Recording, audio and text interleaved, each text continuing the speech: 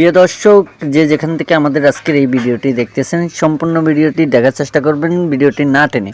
তো আমাদের ভিডিওটি ভালো লাগলে লাইক কমেন্ট শেয়ার করে চ্যানেলটি সাবস্ক্রাইব করে পাশে থাকা বেল আইকনটি ক্লিক করে দিয়ে আমাদের পাশে থাকুন। সম্পূর্ণ ভিডিওটি দেখার চেষ্টা করুন। আমরা অডিও কলের মাধ্যমে আপুটির সাথে কথা বলে নিব। তো সরাসরি চলে যাবো আপুটির কাছে। আসসালামু আলাইকুম আপু। ওয়ালাইকুম আসসালাম। কেমন আছেন আপনি?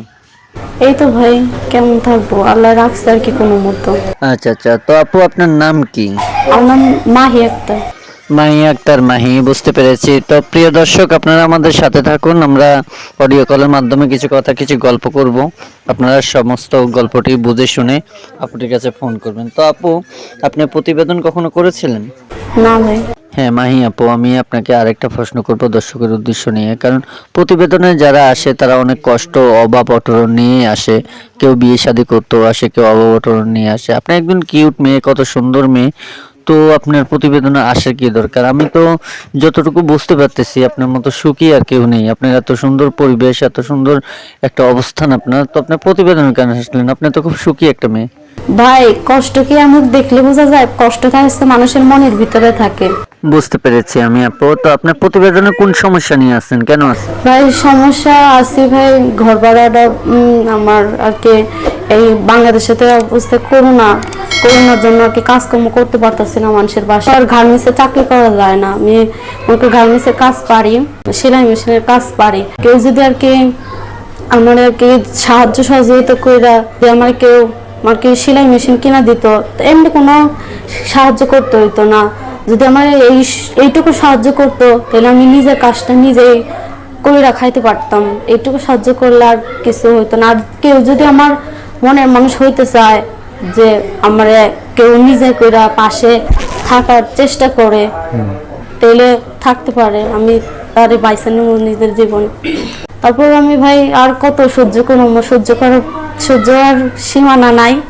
তার জন্য ভাই আমি আর আচ্ছা, আমি বুঝতে পেরেছি আপু। আপনার মনে অনেক কষ্ট, অনেক যন্ত্রণা, যার কারণে আপনি প্রতিবেদনে আসছেন, এটা আমি বুঝে ফেলেছি। কারণ একটা মানুষ কষ্টে না থাকলে সে কখনো আর প্রতিবেদনে আসতো না। তো আপু, আসলে আপনার কথাগুলো অনেক দুঃখজনক কথা। একটা মানুষ এই পৃথিবীতে, এখন মানুষ এত অসহায়, এত নিরীহ মানুষ আছে, সেটা আসলে বোঝা বড় দায়। আপনার কথা শুনে বুঝতে পারলাম যে আসলেই পৃথিবীতে এমনও মানুষ আছে যারা একবেলা খেলে আরেক বেলা খেতেও পারে না ঠিক মতো। তো আপু, আপনি এখন যদি কেউ আপনাকে আপনার নাম্বারে ফোন দেয়, ফোন দিয়ে আপনার সাথে যোগাযোগ করে, এখন কি তাকে আপনি বিয়ে করে নেবেন? হ্যাঁ। আমি বুঝতে পেরেছি। তো দর্শক হয়তো আপনার ইতিহাস সবকিছু জেনে ফেলেছে। তো আরেকটু জানতে চাই দর্শক, আপনার ফ্যামিলিতে কে কে আছে? ফ্যামিলিতে ভাই আর কেউ নাই ভাই।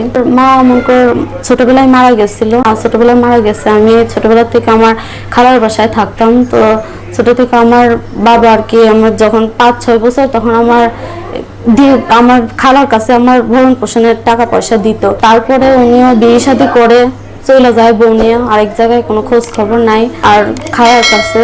আর আমি সেখানে তাদের বাসায় কাজকর্ম করতাম। তো টাকা পয়সা পাঠাইতো না কেউ, আর এমনি রাখতে চায় না কে কাউরে। কাজকর্ম করতাম, কইরা চলছে। তারপরে গার্মেন্টসে চাকরি করতাম। একটু যখন শিয়ানা হলাম, পড়াশোনা করছি 5 পর্যন্ত, কাজের পাশাপাশি পড়াশোনা করতে চাইছি এসে নিজেই কইরা। তারপরে